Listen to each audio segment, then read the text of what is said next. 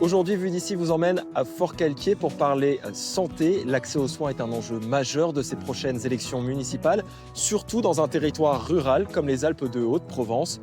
Ici, pour lutter contre la désertification médicale, élus et médecins se sont mis d'accord pour construire un centre de soins ici à Forcalquier. 1 an et demi après sa construction, il accueille plusieurs dizaines de patients par jour et a fait venir de jeunes médecins sur ce territoire. Bonjour. Bonjour. Allez, venez avec moi.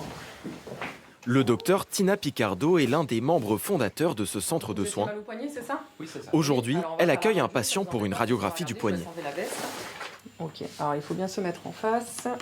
En fait, c'est parti d'une discussion avec monsieur le maire il y a quelques années, quand j'ai commencé à accueillir des internes sur le site de Forcalquier. J'ai des collègues qui avaient ouvert déjà ce type de centre, mais plutôt dans le 13. Et voilà, on s'était dit que c'était quand même une bonne solution ici pour éviter aux gens, pour des choses pas graves en fait, enfin pas très graves en tout cas, d'aller aux urgences. Surtout qu'avec la pénurie de médecins, les urgences sont de plus en plus fermées aussi, ce qui est un souci. Donc voilà, c'est de là que c'est venu. Au rez-de-chaussée, la structure accueille au moins un médecin 7 jours sur 7.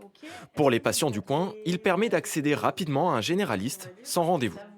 Un médecin généraliste qui consulte pratiquement plus, 2 fois par semaine. Donc je viens là parce que sinon j'ai rendez-vous que le 6 février chez mon médecin. Donc entre-temps, quand on est malade, on vient là. Le centre de soins Paul Nalin est la preuve que l'échelon municipal est en première ligne pour lutter contre la désertification médicale. En fait, il y a un réel jeu entre les élus finalement et les médecins. Hein. C'est-à-dire que sans eux, on n'est rien. Sans nous, ils sont rien non plus sur cette thématique-là. Et c'est vrai que pour le coup, la collectivité d'ici l'a compris peut-être plus vite que certaines. Et en effet, pour recruter des médecins, s'il n'y a pas de locaux, ça ne marche pas. À l'étage, des médecins ont ouvert leur cabinet, comme le docteur Jacquemin, installé depuis seulement 2 jours. Est-ce que vous avez votre carte vitale? Comme ça, je peux faire la déclaration. Oui, ça, c'est le docteur, Une aubaine pour Joël, 82 ans, qui commençait à perdre espoir. Je suis cherchée pendant 1 an, puisque mon médecin a pris sa retraite. Et j'ai eu du mal à trouver un médecin qui prend de nouveaux patients. Et donc là, au centre de soins, je viens de trouver un nouveau médecin, un médecin traitant. Donc voilà, je suis bien contente. Vous faites un peu de tension artérielle parfois? Non, normalement, non. Mon médecin devant se disait que j'avais une tension de jeune fille. Ah. Et je trouve que Forcalquier est plutôt bien pourvu, étonnamment. Enfin, moi, c'est aussi quelque chose qui m'a plu, c'est de voir qu'il y avait une bonne démographie médicale.